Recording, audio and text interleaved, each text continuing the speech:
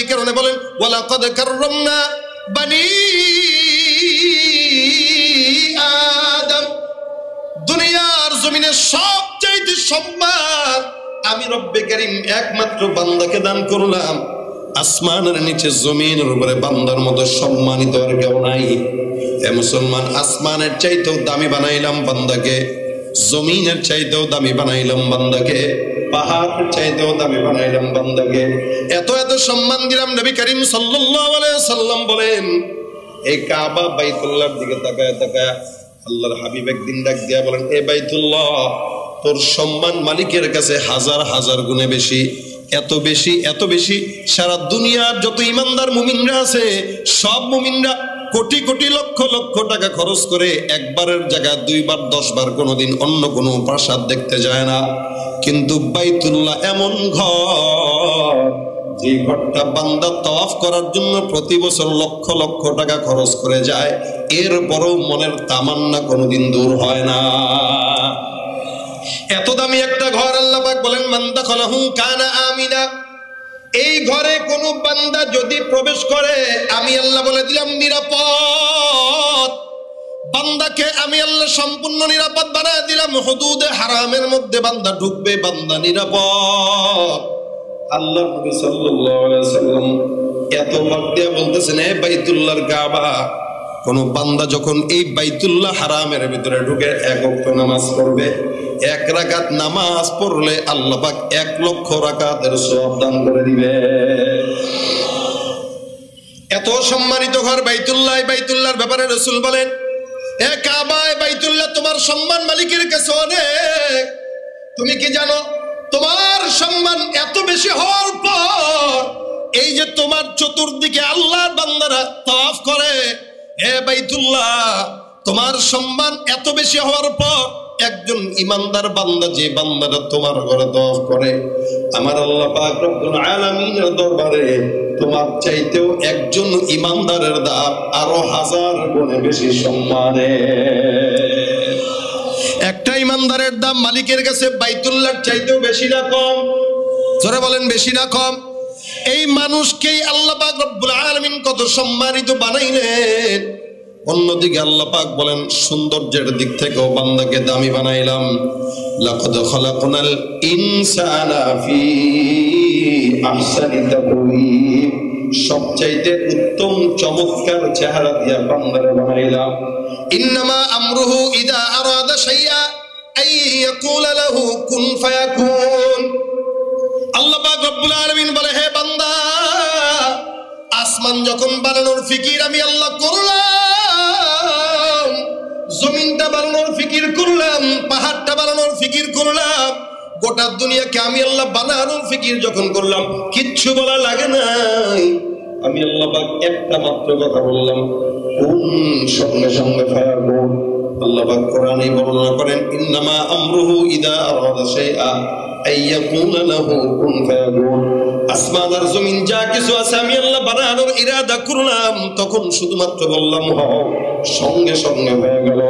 কিন্তু হে ইমানদার বান্দা, আমি আল্লাহ সমস্ত কিছু আদেশ দিয়া বানানোর পর তোমার মতো বান্দাকে যখন বানানোর ফিকির করলাম, তখন আমি আল্লাহ হও কোন আদেশ দিয়া বানাই না, আমি আল্লাহ আমার নিজের কুদরতি হাত দিয়া বান্দা তোমাকে আমি সৃষ্টি করলাম। এ মুসলমান, বলেন তো সেই সম্মানের মর্যাদার বান্দার দাম আল্লাহর কাছে কম না বেশি? আল্লাহ পাক বলেন, সৌন্দর্যের দিক থেকে তোমাকে আমি সম্মানিত বানাইলাম। ইয়া ইবনা আদম খলাকতুকা বিয়াদাই, হে বনি আদম, আমি আল্লাহ আমার হাতে তোমাকে বানাইলাম, যার কারণে আসমানের চাইতেও সম্মান দিলাম, জমিনের চাইতেও সম্মান দিলাম। কিন্তু আল্লাহ পাক অন্য আয়াতের ভিতরে বলেন, এত সম্মান হওয়ার পর আমি আল্লাহ কখনো কখনো বললাম, উলাইকা কাল আনআম বাল হুম আদাল। এক জায়গায় আল্লাহ পাক রব্বুল আলামিন ডাক দেয়া বলে, এরা সম্মানিত, এরা দামি, এরা সুন্দর। আরেক জায়গায় বলেন, এগুলো সব হলো হায়াওয়ানের মতো, জানোয়ারের মতো, কুকুরের মতো, শুয়োরের মতো, বিড়ালের মতো, বরং না না, তার চাইতেও কি খারাপ, নিকৃষ্ট। এক জায়গায় বলতেছেন, মানুষ সবচাইতে শ্রেষ্ঠ, আরেক জায়গায় বলতেছেন সবচাইতে নিকৃষ্ট। কথা দুই জায়গায় দুই রকম হয়ে গেল। বলে কথা দুই জায়গায় দুই রকম, মানুষ কখন বলে, আল্লাহ কখন বলে, পরিবেশ অনুযায়ী এক এক রকম কথা এক একবার হয়। আল্লাহ কখনো বলেন দামি, কখনো বলেন কুকুরের চাইতেও নিকৃষ্ট। দামি কখন বলে ইমানের আলো থাকবে যখন, দামিও। ভাইরা আমার, আম কিনতে গেলে আম দেখলে বুঝেন কিভাবে পাকা? দুইটা আলামত, এক নম্বর রং সুন্দর আছে কিনা, দুই নম্বর ঘ্রাণ আছে কিনা। কোন ইমানদার যখন ইমানদার নিজেকে দাবি করবে, খুব বুঝবেন, একজন ইমানদার যখন নিজেকে ইমানদার দাবি করে, মুমিন দাবি করে, আম যেরকম ঘ্রাণ আর কালার দেখে কিনেন, ঠিক তেমনি ভাবে ইমানদারের গায়ের উপরে রাসূলের সুন্নাত আর ঈমানের ঘ্রাণ আর রং ছড়ায়, ঠিক কিনা? আর কোন বান্দা যখন ইমানদার হতে পারে না, দুর্নীতি করে, ঘুষ করে, বদকার বান্দার গায়ের উপরে দুর্নীতির দুর্গন্ধ ছড়ায়, বদকার বান্দার গায়ের উপরে সুদের দুর্গন্ধ ছড়ায়, বদকার বান্দার গায়ের উপরে ঘুষের দুর্গন্ধ ছড়ায়। এই জন্য আল্লাহ পাক ওই বান্দাকে ডাক দেয়া বলে উলাইকা কাল আনআমি বাল হুম আদাল, এগুলা সব হলো গরু ছাগলের মতো, বরং তার চাইতেও খারাপ। সুতরাং মানুষের চেহারা মানুষের মতো বললেই দেখলেই মানুষ বলা যায় না। মানুষের চেহারা আকৃতি নিয়ে সমাজের ভিতরে অসংখ্য কুকুর হায়ওয়ান আছে না। রাস্তাঘাটে যায় না চলা এই মানুষের ভিড়ে, ওই ভিড়ের মাঝেও আবার কেহ অন্যের পকেট মারে। আচ্ছা, এখানে থাকতে পারে কি পারে না বলেন? মসজিদে জুতা চোর যায় না? শয়তান তার ধোকা দেয় কেমনে জানেন? দোস্ত, বহুত চুরি করছস, নাজাতের উসিলা নিয়ে কোনো চুরি করস নেই। বলে নাজাতের উসিলা আছে চুরি? কি কস বেটা, আজকে মসজিদে ঢুকবি, সবচাইতে তাবলীগের বড় মুরব্বি যে আছে এর জুতাটা নিয়ে বের হয়ে যাবি বেটা, এই উসিলায় তো আল্লাহরে বলতে পারবি হুজুরের একটা জুতা চুরি করছিলাম, আল্লাহ জান্নাত দাও। কি বলেন? শয়তান নেক সুরাতে কোনো মতে ধোকা দিতে পারলেই কি বাঁচে, যার কারণে মানুষের সুরাতের মানুষকে দিয়েই শয়তান এমন এমন কাজ করায় যেগুলা কুকুর শুয়োর পর্যন্ত করে না। রাস্তাঘাটে যায় না চলা এই মানুষের ভিড়ে, ওই ভিড়ের মাঝে আবার কেহ অন্যের পকেট মারে। তাকেও যদি মানুষ বলো আমার বলার কিছু নাই, তাকেও যদি মানুষ বলো আমার বলার কিছু নাই। মানুষ দেখতে চলো এবার জাদু ঘরে যাই সবাই, আরে সাধের দুনিয়ায় মানুষ পাওয়া বড় দায়। মানুষ দেখতে চলো এবার জাদু ঘরে যাই সবাই, শিক্ষার জোরে ডিগ্রির ভারে সাহেবের মাজা বাঁকা, মুস্কি হেসে সব অফিসে নেয় যে ঘুষের টাকা। শিক্ষিত এই মানুষদের দেশে তো অভাব নাই, শিক্ষিত এই মানুষদের দেশে তো অভাব নাই। মানুষ দেখতে চলো এবার জাদু ঘরে যাই সবাই। আছে না নাই? তাহলে যেই মানুষটা মানুষ হওয়ার পরেও এমন কাজ করে যেটা কুকুর করে না, আল্লাহ পাক বলেন উলাইকা কাল আনআম, এগুলা গরুর মতো, হায়াওয়ানের মতো, শুয়োরের মতো, কুকুরের মতো। একটা মানুষ কিভাবে কুকুরের মতো হয়? এ মুসলমান, নামাজটা কুকুরের উপরে ফরজ না আমাদের উপরে ফরজ? মানুষের উপরেই ফরজ। আচ্ছা, কুকুরকে কোনোদিন দেখছেন টুপি মাথায় দিয়ে নামাজ পড়তে? মসজিদে গেছে শুক্রবারে, জুমার দিন আমাদের দেশে সারা সপ্তাহে মুসল্লির খবর নাই, শুক্রবারে যায় নামাজ বিছায় রাখে, মনে হয় তার বাবার জায়গা। রাগ করেন না, কারণ আমিও তো জুমা পড়াই, আমিও জুমার নামাজের সময় ঠেলাগুলো দেই মুসল্লিদেরকে, যাদেরকে দেখি যায় নামাজ বিছায় রাখে কিন্তু খুতবার আগে এসে ল্যাং দিয়ে তারপরে বসে। সারা সপ্তাহ দৌড়াদৌড়ি করবে, কোনো সমস্যা নেই, মসজিদে এসে সে চেয়ারম্যান হয়ে যায়। কি বলেন? বুঝছেন না মনে হয়? সারাদিন ডাং ডাং করে ঘুরে বেড়ায়, মাজায় সমস্যা নাই, পায়েও সমস্যা নাই, মসজিদে ঢুকলেই সে চেয়ারম্যান। তার জন্য চেয়ার রেখে দেওয়া লাগে। এটা নামাজ না ভণ্ডামি? এরপরেও সে বলবে আমি তো নামাজি, আমি তো হাজি।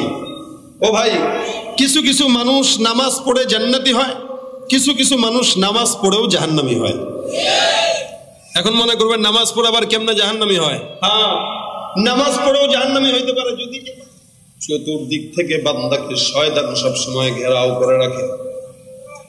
এমন ভাবে শয়তান ঘেরাও করে বান্দা বুঝেও না, আল্লাহ পাক রব্বুল আলামিন বলেন সুম্মা লাআতিয়ান্নাহুম মিন বাইনি আইদিহিম ওয়া মিন খালফিহিম ওয়া আন আইমানিহিম ওয়া আন শামাইলিহিম ওয়া লা তাজিদু আকসারাহুম শাকিরিন। আল্লাহ পাক রব্বুল আলামিন বলেন চতুর্দিক থেকে শয়তান বান্দাকে ঘেরাও করে রাখে। ডান দিক থেকে শয়তান, বাম দিক থেকে শয়তান, পিছন থেকে, সামনে থেকে, চতুর্দিক থেকে শয়তান বান্দাকে চতুর্দিক থেকে জাল বিছায় দেয়। যার কারণে শয়তান কখনো কখনো ঘুষের জাল বিছায় দেয়, শয়তান কখনো কখনো দুর্নীতির জাল বিছায় দেয়, শয়তান কখনো কখনো নফসের দোকার জাল বিছায় দেয়, শয়তান কখনো কখনো জেনার জাল বিছায় দেয়, শয়তান কখনো কখনো হারামের জাল বিছায় দেয়। শয়তান আমাদের বাংলাদেশে এই কিছুদিন আগেও যুবকদের মাঝখানে আর্জেন্টিনা ব্রাজিলের জাল বিছায় দিয়েছে। এগুলো সব হলো শয়তানের জাল। এক একটা জাল দিয়া শয়তান বান্দারে আটকায়, আর চতুর্দিক থেকে এমন ভাবে ধরে শয়তান বান্দাকে, এমন ভাবে ধরে বান্দা বুঝেও না। এ মুসলমান, আল্লাহ পাক রব্বুল আলামিন শয়তানের রন্ধ্রে রন্ধ্রে রক্তের সঙ্গে শয়তানকে মিশানোর সুযোগ দিয়েছেন। যার কারণে বান্দার রক্তের শিরায় শিরায় শয়তান চলে, প্রবাহিত হয়। মুমিনের রক্তের শিরায় শিরায় শয়তান চলতে পারে। এই শয়তানটা বান্দাকে যখন ধোঁকা দেয়, বান্দা বুঝতেও পারে না এটা যে শয়তানের ধোঁকা। চতুর্দিক থেকে জাল বিছায় দেয় শয়তান বান্দার জন্য, আর সেই জালের মধ্যে ইমানদাররা আটকা পড়ে যায়। আল্লাহ পাক রব্বুল আলামিন বলে কাউকে যদি আটকায় না, ওই বান্দা ছুটতে পারে না। একটা ইমানদার বান্দাকে আল্লাহ পাক রব্বুল আলামিন ভালো এবং খারাপ দুইটা দিক দিলেন। বান্দা কোন পথে গেলে জান্নাতের রাস্তা, কোন পথে গেলে জাহান্নামের রাস্তা, এটা বুঝার মতো যোগ্যতা আল্লাহ পাক বান্দাকে দিয়েছেন না দেন নাই বলেন তো? একটা গরু ছাগলকে দিয়েছেন নাকি বলেন? কারণ নির্বাচন সামনে আসতেছে, আস্তে আস্তে দেখবেন অনেক নামাজি বাড়বে। বুঝলেও বুঝেন, না বুঝলেও না বুঝেন, সমস্যা নেই, অনেক নামাজি বাড়বে। তাহলে এই নামাজ কি বান্দার জান্নাতের কারণ? দান কেউ করে জান্নাতি হয়, কেউ করে জাহান্নামী হয়। কেন? হাদিসে রাসূল বলেন অসংখ্য বান্দাকে আল্লাহ পাক ডাক দিয়ে বলবেন, এই নামাজি দাঁড়াও, নামাজ পড়ছো? বলে হ্যাঁ। কার জন্য? তোমার জন্য। হ্যাঁ বেটা মিথ্যুক, তুই আমার জন্য পড়স নাই, মানুষ তোরে ভোট দিবে এই কারণে পড়ছিস। তুই আমার জন্য দান করস নাই, মানুষ তোরে দানবীর বলবে এই কারণে দান করেছিস। এরকম একটা একটা করে আমাদের মধ্যে কিছু আলেম মাআযাল্লাহ আল্লাহর কাছে পানাহ চাই, কিছু বক্তাকেও ডাক দিয়া বলবে, আলেমকেও ডাক দিয়া বলবে, হাজী সাহেবকে ডাক দিয়া বলবে, দানবীরকে ডাক দিয়া বলবে। কার জন্য করছো বলো? আল্লাহ তোমার জন্য না। রাসূল বলেন এই বান্দাকে আল্লাহ পাক নামাজি বান্দাকে ডাক দিয়া বলবে, এই জিকিরওয়ালা বান্দাকে ডাক দিবে, দানবী বান্দাকে ডাক দিবে। সমস্ত ইমানদার বান্দাদেরকে যারা নামাজ রোজা হজ যাকাত যা করলো বান্দার জন্য করলো, এদেরকে ডাক দিয়ে আল্লাহ পাক রব্বুল আলামিন বলবেন, এ ফেরেশতার দল যারা আমি আল্লাহকে দেখানোর জন্য করে নাই, ফায়ুসহাবু আলা ওয়াজহিহি হাত্তা উলকিয়া ফিন্নার, এদেরকে পাওটা উপরের দিকে দাও, মাথাটা নিচের দিকে দিয়া এক ঢিল দিয়া জাহান্নামে ফেলে দাও। তার মানে ভাইরা আমার, নামাজ যদি কেউ অন্যের জন্য পড়ে তাহলে এটা আল্লাহর জাহান্নামে যাওয়ার জন্যই যথেষ্ট। সুতরাং ইবাদত বন্দেগী কার জন্য হবে বলেন তো? এ মুসলমান, কেউ যদি নামাজ আদায় করে, নামাজ যদি আদায় করে সেটা আল্লাহর জন্য যদি হয় জান্নাতি, বান্দার জন্য যদি হয় জাহান্নামী। মসজিদের ভিতরে নামাজ নাই, রোজা নাই, এরপরও ইমানদার দাবি করে, আল্লাহ পাক বলেন আমি আল্লাহ নামাজটা বান্দার উপরে ফরজ করলাম, কিন্তু বান্দা নামাজ পড়ে না। ওদিক দিয়ে কুকুরও পড়ে না, বিড়ালও পড়ে না, জানোয়ারও পড়ে না, হাইওয়ান শুয়োর বিড়াল এগুলো নামাজ পড়ে না, মানুষও পড়ে না। তার মানে ওর ভিতরে আর মানুষের ভিতরে কোনো পার্থক্য। একটা ইমানদার হওয়ার পরে যদি রোজা না রাখে, কুকুরের রোজা নাই, হাইওয়ানের রোজা নাই, শুয়োরের রোজা নাই, মানুষের রোজা নাই, আল্লাহ পাক বলেন উলাইকা কাল আনআম, কুকুর শুয়োর বিড়াল হাইওয়ান আর এটা হলো সমান। পরবর্তীতে আল্লাহ পাক বলেন বালুহুম আদল, একটা মানুষ কুকুরের চাইতেও খারাপ কেমন হয়? আপনাদেরকে প্রশ্ন করি, জবাব দিবেন। বলেন তো, এলাকার ভিতরে, ঢাকা শহরের ভিতরে চাঁদাবাজি কুকুর করে না মানুষ করে? আচ্ছা, কোনদিন কুকুর কি 10-15টা একসঙ্গে হয়ে বলছে আমরা কুত্তা সমিতি আসছি, এই যে ইনি হচ্ছেন সেক্রেটারি, ইনি সভাপতি, ইনি ক্যাশিয়ার, দোকান দিতেছো মাসে যদি 10,000 টাকার হাড্ডি না দাও, হরতাল হরতাল হরতাল। আচ্ছা, চান্দাবাজি কি কুকুর করে? করে কে? ঘুষ খায় কুকুর না মানুষ? টেবিলের নিচ দিয়া মানুষ খায় না কুকুর খায়? সুদের টাকা দিয়া বিল্ডিং বানায় মানুষ না কুকুর? এরপরে তো গালি দেওয়ার সময় কুকুর বলেই গালিটা দেন। কুকুরের যদি জবান থাকতো, বেটা নাফরমানের বাচ্চা, আমার নাম দিয়া গালি দিয়ে আমার অপমান করবি না।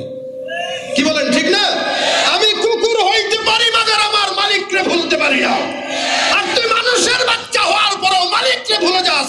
আল্লাহ বলে কুকুর পর্যন্ত আমাকে ভুল না, তুই মানুষ হওয়ার পরে ভুললি। কুল বালহুম আদাল, কুকুর শুয়োর হায়ানের চাইতেও খারাপ। তাহলে আল্লাহ পাক রব্বুল আলামিনের এই কথা বুঝলেন তো? এবার মানুষ শ্রেষ্ঠ জাত হওয়ার পরও মানুষকে আল্লাহ পাক খারাপ কেন বলবে? কারণ একটাই, যেই কাজ কুকুর করে না ওই কাজ তুমি করো। জেনা কুকুর করে না, দুর্নীতি কুকুর করে না, ঘুষ কুকুর খায় না, চাঁদাবাজি কুকুর করে না, তুমি মানুষ হওয়ার পরে করতেছো, তার মানে তুমি কুকুর হায়াওয়ান শুয়োরের চাইতেও খারাপ। শিক্ষা থাকলেই মানুষ বলা যায়। এই জন্য আল্লাহ পাক রব্বুল আলামিনের হাবিব বলেন, নফস তো মানুষকে ধোঁকা দিবেই। ঘুষ খাওয়ার কথা বলবে, সুদ খাওয়ার কথা বলবে, জেনা করার কথা বলবে। কেন বলবে? কারণ গুনাহটা শয়তান বান্দার চোখের সামনে সুন্দর বানায় দেয়। এই জন্য আল্লাহ পাক অন্য আয়াতে বলেন, ফালাউলা ইদ জাআহুম বাসুনা তাদাররু ওয়ালাকিন কাসাদ কুলুবুহুম ওয়া যায়্যানা লাহুমুশ শাইতানু মা কানু ইয়ামালুন। বান্দা যখন গুনাহ করে, শয়তান গুনাহটাকে সুন্দর বানায় দেয়, চকচক বানায় দেয়। বান্দা যখন জেনা করে, শয়তান জেনাটাকে সুন্দর বানায় দেয়। বান্দা যখন দুর্নীতি করে, দুর্নীতিটাকে সুন্দর বানায় দেয়। বান্দা যখন ঘুষ খায়, ঘুষটাকেও শয়তান বান্দার চোখে সুন্দর বানায় দেয়। অর্থাৎ হারামটাকে বান্দার চোখে শয়তান সুন্দর বানায় দেয়। যার কারণে ঘরে নিজের সুন্দরী বউ থাকতেও কাজের বেডিটারে মজা লাগে। আমাদের দেশে আছে না? ওরা হলো দেশের লাগি মহামারীর মতন, ফাইলে কলম ঠেকাইয়া চালায় শুধুই নির্যাতন। ওরা হলো দেশের লাগি মহামারীর মতন, ফাইলে কলম ঠেকাইয়া চালায় শুধুই নির্যাতন। ঘুষের টাকায় ওদের ভুরি, ঘুষের টাকায় ওদের ভুরি, করে যে কান্তা। ওরা শিক্ষিত শয়তান, ওরা শিক্ষিত শয়তান, ওরা শিক্ষিত শয়তান। দুর্নীতির ওই আখড়ায় বসে, দুর্নীতির ওই আখড়ায় বসে জাহির করে জ্ঞান, কলম দিয়ে কামায় টাকা, ধরে সাধুর ভান। ওরা শিক্ষিত শয়তান, ওরা জোরে, ওরা শিক্ষিত শয়তান, ওরা শিক্ষিত শয়তান। পীরগিরি আর মাজার পূজা চলছে দেশটা জুড়িয়া, শিরকি আর ভণ্ডামিতে দেশটা গেছে ভরিয়া। আমাদের এই সমাজে এখনো পর্যন্ত এই সমস্ত ভণ্ডামি চলে কি চলে না? সন্তান হয় না, বাবার দরবারে যায় দৌড়ায়, মাজারে যায় দৌড়ায়। কথা আসতে কোন কে? আপনারা মনে হয় দৌড়ান, তাহলে আপনাকে জবান বন্ধ